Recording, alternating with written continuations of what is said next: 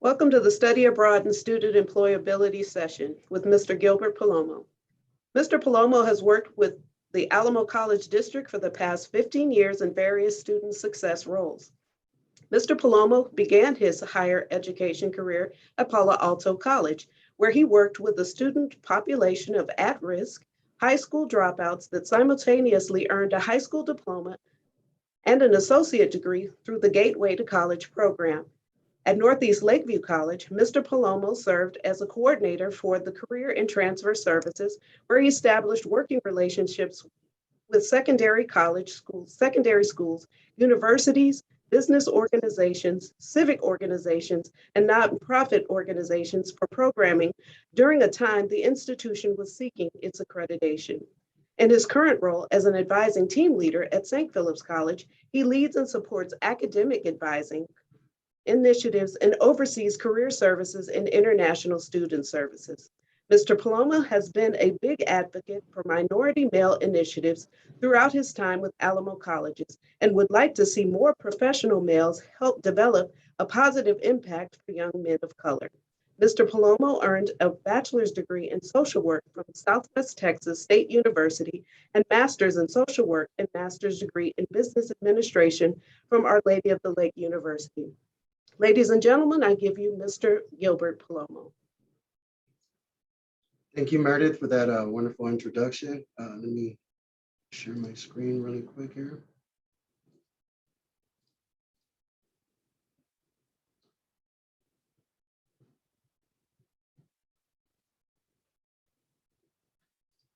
All right, perfect. All right, what I'm going to talk about today is study abroad and student employability. I'm going to show you here this agenda that I have. I always preface every presentation I do with these issues, 3 issues that face students today. It's been prevalent for about the past 10 years or so. You know, as working for Alamo Colleges, we have a lot of initiatives that assist and aid in that. But it's still prevalent today. The impacts of COVID-19, what employers are looking for in students, and then talk a little bit about the research on study abroad and employability, and then go from there and open it up to any discussion that anybody might have. So here we have the 3 big issues that face the students that we have today.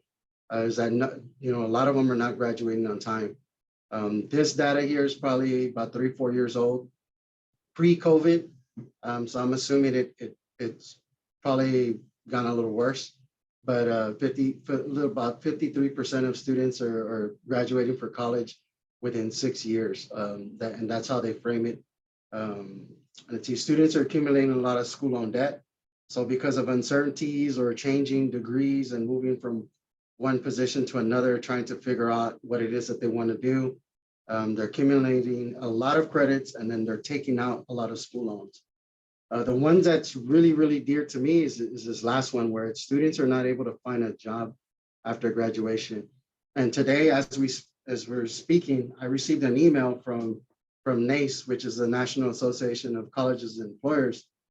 They have what's called a first destination study, where it tracks where students are when they graduate, what jobs they get and so forth. And the study they just pulled for 2020 states that students that graduated in 2020 received the least amount of jobs than any other year since it started tracking that data in 2014. But some of the things that attribute to it is, students are lacking critical thinking skills. Their writing proficiency is not great. Some of their public speaking ability is not great. A lot of students are also graduating and taking jobs that have nothing to do with what they went to school for, which is called underemployment, not unemployment, but underemployment or underemployed. So, we're doing this presentation today remotely. Some of the impacts that COVID had on students and employers. When the initial first hit of COVID, there was over 255 million full-time jobs lost. But that's in terms of hours. And what I mean by that is some individuals lost their jobs completely. Some individuals had to transition from working full-time having benefits and so forth, and moving to part-time work. So a lot of that happened during the COVID. It was the first time that we experienced poverty, an increase in poverty since after 9/11 back in 2001. Virtual learning has become the new norm, which takes away from interaction, right? Interaction from students, interaction with students that are working with other people and so forth. One of the other trends that COVID-19 has put on us is, especially in Texas, for our students, our first time in college students that are graduating, they're very behind. They're behind on their high school standardized tests, and then on the college TSI standards here that we have for Alamo. Back in, I think it was 2020, you had students that worked remotely for half the semester. And this past year, we had students coming in, and the advising teams that I work with have noticed that these students were far more behind than any other student group that they've seen. They had those students had a whole year and a half working through Zoom, through home, or they stayed at home or were homeschooled and so forth. Some students just stopped, received a GED, and came into school. But virtual everything has become the new norm for different industries. The virtual reality has hit everything. Even the way employers recruit. HEB does virtual interviews. A lot of other companies, they use artificial intelligence platforms to apply for jobs and stuff like that. So the COVID has had a lot of impact on students and employers. The basis of this presentation has to do with career-ready competencies. I mentioned NACE earlier, which is the National Association of Colleges and Employers. They work with employers and colleges to make sure that the colleges are providing what the employers are needing in the workforce. So this is a list of competencies. I won't go through all of them. They do studies every year to see what are the top competencies that employers are looking for. And the past 5 years, leadership, critical thinking, and communication and teamwork have been the top 4, and they bounce back and forth. But critical thinking is one of the main ones, being able to identify and respond to the needs based upon an understanding of situational context and logical analysis of relevant information. Basically giving a student a scenario and having them to be able to complete it, right? So that's the main one. In the past, I would say 2 years, this trend amongst the nation of equity and inclusion has come into play. So I know I'm always on a lot of hiring committees, whether it's for my own department or other departments. And I know in our area, when we have a hiring committee, we have to come up with a question that has to do with diversity and equity and inclusion. And I know for us, we have one in advising that speaks to whenever we interview a person that's a candidate that's applying for the job, we're asking them if they can tell us a little bit about their experience with diversity and inclusion. And then also the second part is to discuss a time of where issues of diversity and inclusion have impacted them. And we don't rate that question, but what we're trying to look at is we're looking at the comfortableness of that individual. Are they able to speak freely and be open and just talk about it, or is it uncomfortable for them? So employers are also looking for that, because that's been a big trend in employment as far as letting people go, people actually losing their jobs. A lot of it is working together, that teamwork capability, and then equity and inclusion. I mentioned, or Meredith mentioned, that I worked for Gateway College probably about 15 years ago at Palo Alto College. I had an employee there that she didn't understand why a lot of the students would do certain things. And a lot of it was she didn't come from that background. So I worked with a lot of at-risk, very low-income students where there's a culture of poverty. There's things that they do as a culture. She would question, why is this student wearing the same clothes all the time? And if we would, we would kind of have to talk to her like, hey, that's probably all the clothes that this person has. And NACE actually did a conference in town back in 2006 or 7, and it had to do with poverty. And we actually sent her to that. And when she came back, it just blew her away. She was in tears. She was talking to students differently because she'd never understood. She didn't know what it was like to be poor. So she grew up, very, very wealthy. She had that job because she went through a divorce, because she never had to work before. She found her job. So that's just an example of that equity and inclusion that employers are looking for. They want to know that you're going to be able to work with anybody, right? Regardless of the type of individual that is, regardless of their race, their ethnicity, personality. Everybody's different. We all work in teams. I know for me personally, I work with 11, I supervise 11 individuals, all come from different backgrounds, all come from, have different personalities. And that's my challenge, is being able to engage them all, keeping them all engaged without, turning them off, basically. I want to basically figure out where they're at and work with them from there. So leadership is one of the big ones as well, being able to recognize and capitalize on personal and team strengths. Teamwork is a biggie. Build and maintain collaborative relationships, being able to get along, and then communication. I think because we live in a social media society, everything is quick and fast. These students that they have big plans, they're graduating, they see that it takes 2 semesters to come to Alamo colleges and either jump into the workforce or transfer to a university. And when they experience reality, it changes everything. So these are the competencies that employers are looking for. When I mentioned going back to the 3 issues that students are facing today, being able to find work after graduation is the big, it's a big one. And it's not just Alamo colleges, it's happening at UTSA, it's happening at A&M San Antonio, it's happening in, statewide, everywhere. With the increase of online schools, and that was pre-COVID, was the same thing. You had individuals that were completing coursework, getting straight A's and everything, but they didn't have any experience. They didn't have anything to base their future performance on. And I've had several employers tell me, we bring up questions, behavioral questions, because past performance is the best indicator for future performance.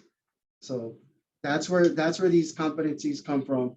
And over the past, 10 years or so that I've really actively been involved with career services, I think communication, critical thinking, equity and inclusion now, and teamwork are really in line with these study abroad programs, especially if they're focused on something strong that the student is trying to do as far as whatever their institute or major that they're trying to achieve.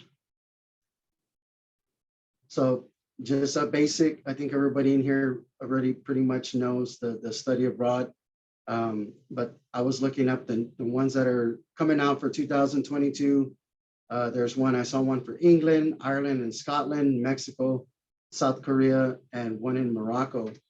I've been reading up on this since COVID, because I know that travel was like the biggest onset for, they were going to do away with travel and everything.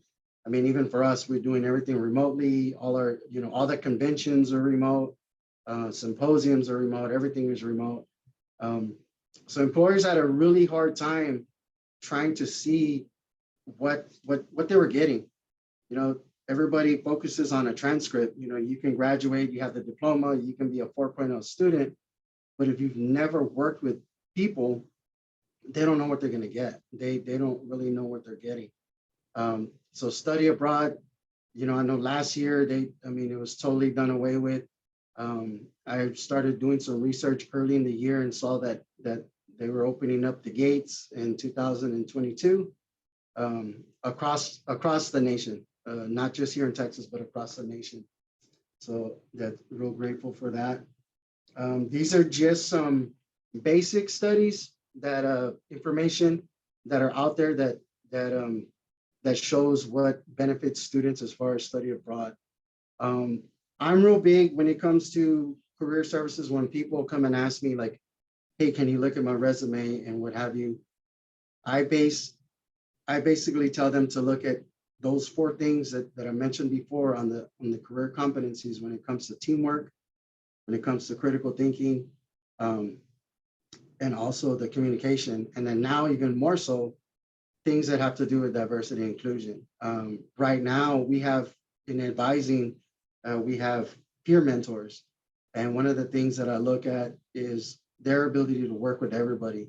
And just as we have 27 advisors here we have 27 advisors total at St. Philip's College with 4 peers or 5 peers that also have different personalities. So we're trying to get them to learn how to work with each and every one of them. When they go to an interview for whatever their next position is, I want them to be able to talk about how they worked with 27 different advisors that have, that are come from 27 different areas and so forth. So study abroad does that in one big piece. So it broadens the worldview, gives them the perspectives that can help them look back at experiences in an entirely new way. A lot of employers are doing behavioral questions, again, like as I mentioned, that are gonna indicate what they did in a stressful situation, what they did in maybe a communication issue or what have you, even with entry level positions, and that's what I'm trying to get them to look at. Study abroad is going to make yourself more marketable. A lot of, probably about 5 years ago, 6 years ago, I used to have students say, well, I don't have the money for study abroad. Study abroad's for those that have the money. But I know that there's a lot of scholarship information. When I would have fairs, I would invite district to come out and promote not just what they have, but also the funding opportunities. And then each campus has their own scholarship, to choose from and stuff like that. So I really tried to push that out. I think it's very beneficial. But the biggest piece is I'm really big on networking. And when you're, I have students all the time that I try to make them understand is when you go to a fair or you go and you network with people, when you ask for a job, you usually get advice. They tell you this is what you need to do and so forth. But when you go to an employer or you're working with somebody that hires and you ask them for advice, you usually end up getting the job because they see that that's more initiative. You're not just saying, hey, I want a job, give me a job. What can I do to get this job? So networking is a really big one. When you're studying abroad, you're working with students that you probably, from different campuses. Hopefully that becomes a great friendship.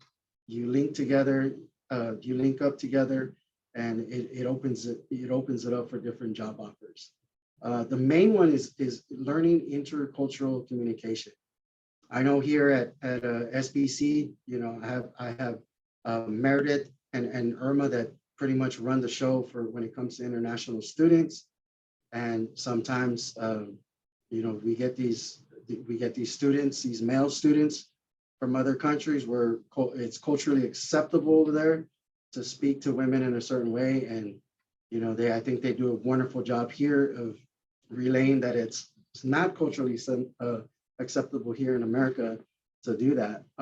So they bring about awareness to also those students, but knowing different cultures, where you're going to Europe, you need to know what's offensive and what's not offensive there.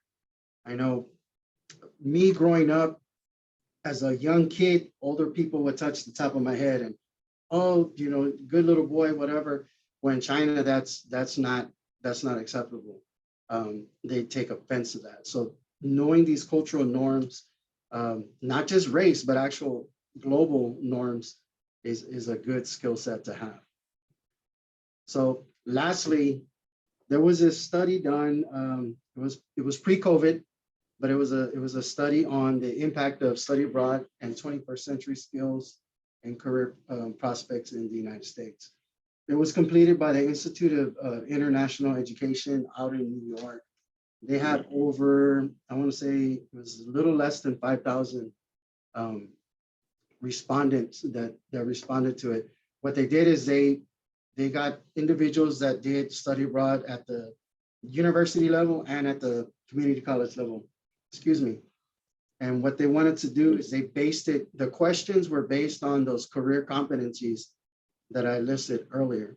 And that's where this all kind of ties into. So the key findings are listed here. In the university level, they have, for some majors, they have the opportunity to do almost a year-long study abroad, where it's one semester, they're doing the study abroad, and the rest of their courses they're doing online. And then the same thing for their capstone course. But study abroad, according to this study abroad has an overall impact on intercultural skills. It had a major impact on curiosity, flexibility, and adaptability, confidence, self-awareness, interpersonal skills, communication, problem solving, language, tolerance for ambiguity, and course-related knowledge. So I think now faculty are being more focused too on their study abroad. You know, I remember years ago, a friend of mine went to a study abroad, and they were an accountant, but they went for an English study abroad to England. So to me at that time, I was like, that doesn't, to me, it didn't make sense. You're trying to get into accounting, and you're doing an English study abroad. But I remember him telling me, you know, I met a lot of people, and now he's working, it's virtual, but he's working for a Great Britain firm. So I don't, you know, that led to different avenues for him. But this study also showed that it provided a broader understanding of career possibilities and the confidence to pursue those career paths. So when they go on these trips, they're learning different, you know, what other job opportunities are out there. And then more than half the survey respondents believe that their study abroad experience contributed to a job offer. So we're talking almost 2,500 students that believe that going and doing a study abroad led to their job offer. And then the last one, as I mentioned, some of the universities did longer study abroad opportunities. So longer periods of study abroad had high impact on subsequent job offers and the development of most skills. And then the short-term programs were the most effective at developing teamwork skills. And in the last 10 years, I think that's been the biggest reason for letting somebody go, is not being able to work in a team. You know, having just communication issues or what have you, that's been the big thing. So I believe that the study abroad, you get a group of individuals that don't know each other, and they're from, you know, potentially 5 different campuses. They go on a trip, and they learn the real you, right? It's not, you're not on Instagram, you're not on Facebook, you're not, you know, I can get on Instagram right now, take a picture and make myself look 10 pounds lighter, you know, better complexion, what have you. But now they know the real you. You're out there, they know your responses, they know how you're going to react to things, and you're all learning as one group, and it makes you aware. And I'll close with, you know, people ask me, well, what exactly does employability mean? Because I use that term a lot. And it's making you a top candidate. It's the, you know, having a set of skills, achievements, personal attributes, your awareness that makes students, you know, more likely to gain and maintain employment, not just get the job, but keep the job and then progress from it. I use this diagram to a student. Again, we live in really fast society because of social media and everything's really fast, really quick. It takes a while to hire somebody. Right now in my area, I mean, it takes almost 3 months probably from when the application opens to when there's an offer letter. There's at least probably about a 2 to 3 month time period between screening the candidates, coming up with a matrix, coming up with a hiring committee, and all of that. Getting students to the interview, and if they're in study abroad, I think they will really shine more than their counterparts that are not in the study abroad, because it's an experience that, you know, and even if it wasn't for the whole semester, if it was a summer long thing, you know, 3-4 weeks, it just shows that they have that rigor to be aware that their emotional intelligence, knowing that people that are not like them, they're able to work with and so forth. So those are the things that key components that I saw from that study. And that's pretty much all I have. I just, if you're running a study abroad program and you have a student that's kind of on the fence, you can always send them my way. And if it's not going to put them in a financial bind, you know, I think it's a great opportunity, because right now I feel like, and I don't mean this in a negative way, but I think the students that graduated this last semester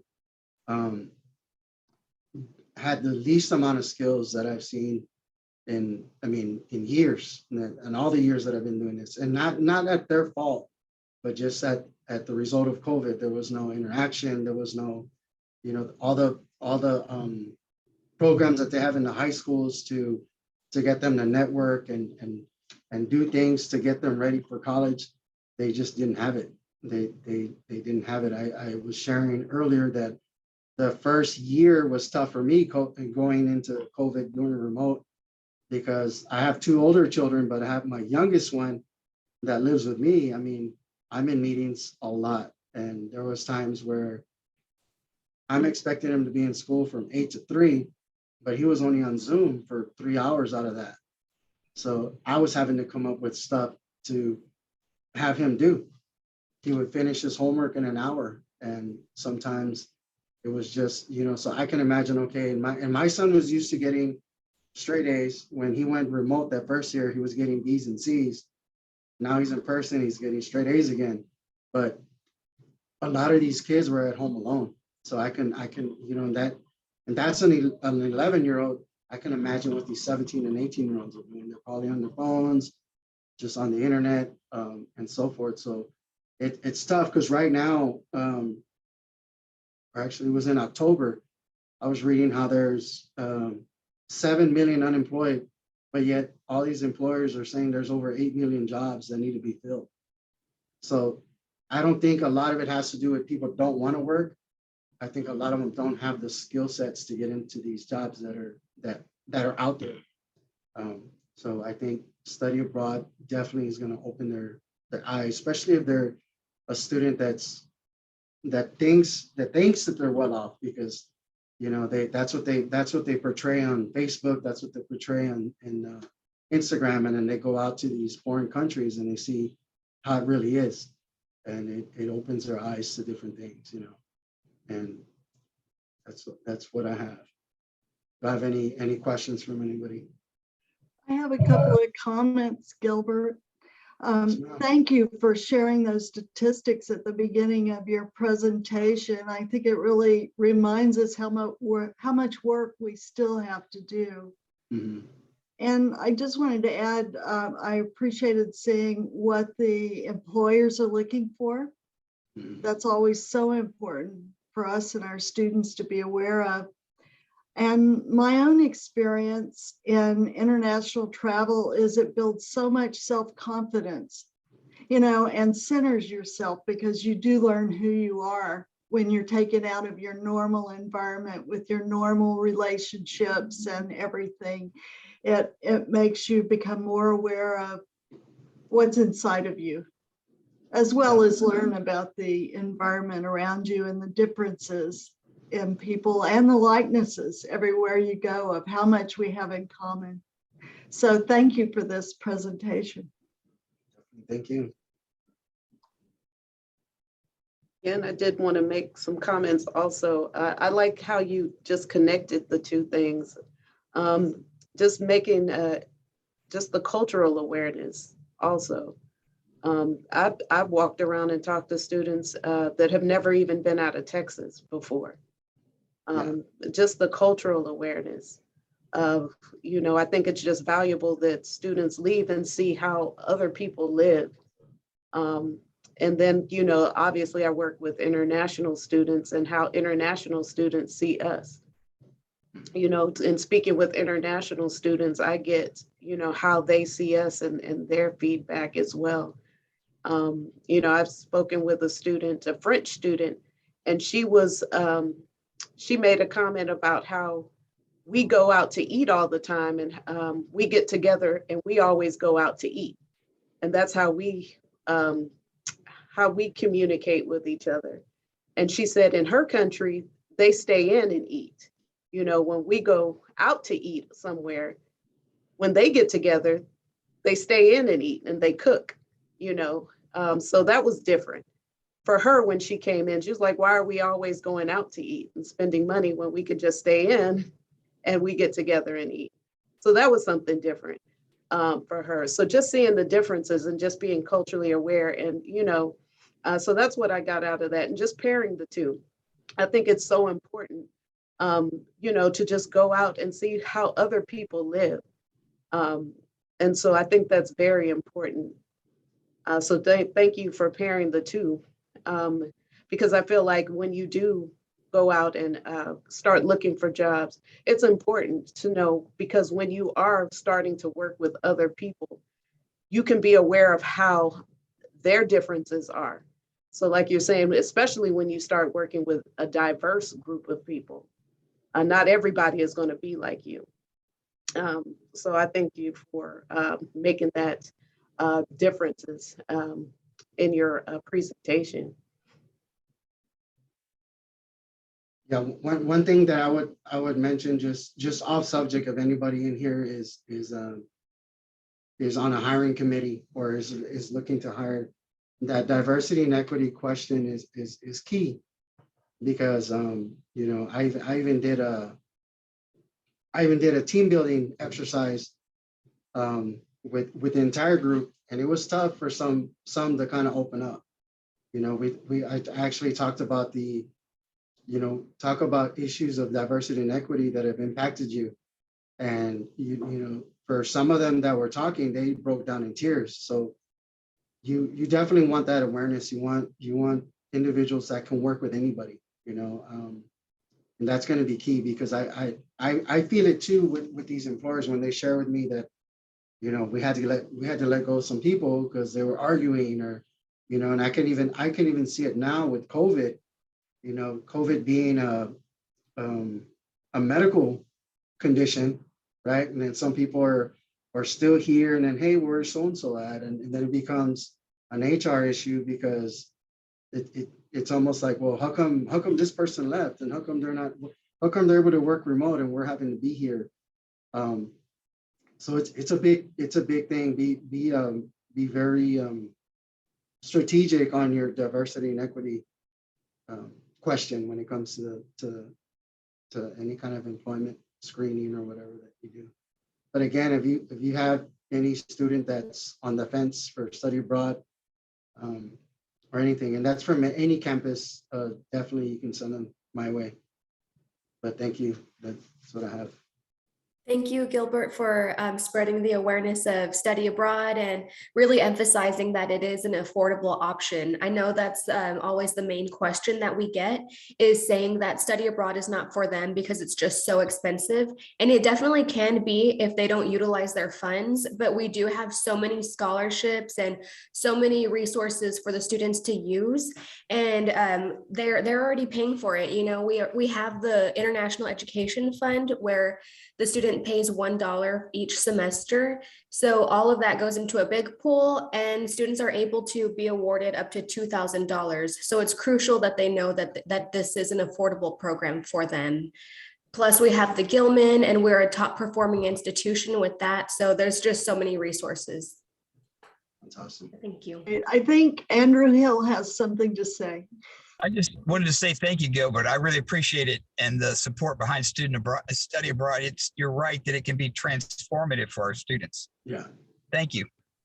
thank you.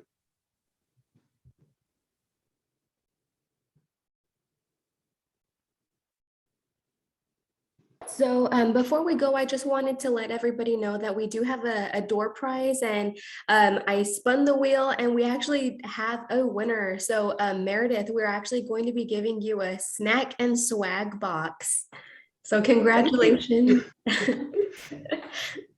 So I'll go ahead and email you later this week and kind of let you know how to get that box. So just look out for my email later in the Thank week. you.